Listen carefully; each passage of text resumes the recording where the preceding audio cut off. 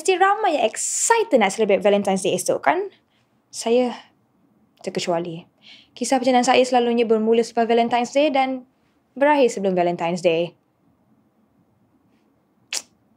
Lelaki. Walaupun rata-rata ramai yang gembira pada Valentine's Day, kita jangan lupa kepada mereka yang berduka. Ini semua sebab expectations yang tinggi menggunung. Bak kata Shakespeare, expectation is the root of all heartaches.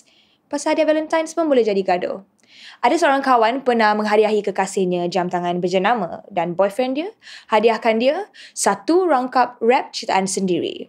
Freestyle. Hey baby girl, tak bagi you teddy bear, tapi lagu ni for you, put your hands in the air. Ternyata pepatah, what you give you get back, tak boleh dipakai dalam konteks ni.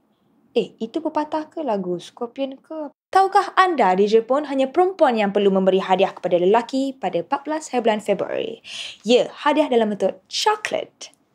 Dengar tu Lord Bobo. Family semua diharap bertenang.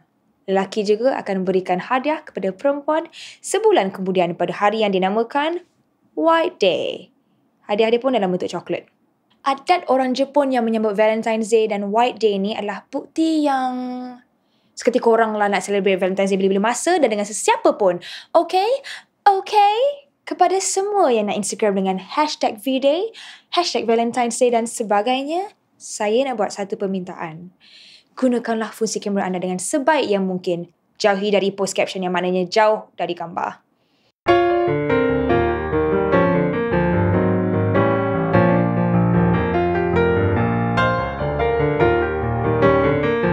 Bagi mereka yang tidak menyambut hari Valentine's, janganlah bitter atau marah-marah mereka menyambutnya. Banyak aktiviti lain yang kita boleh lakukan. Salah satunya, ignore mereka. Kan? Selamat menyambut 14 hari bulan Februari. Apa pun yang korang nak buat, yang penting niat mesti baik dan silalah jaga diri.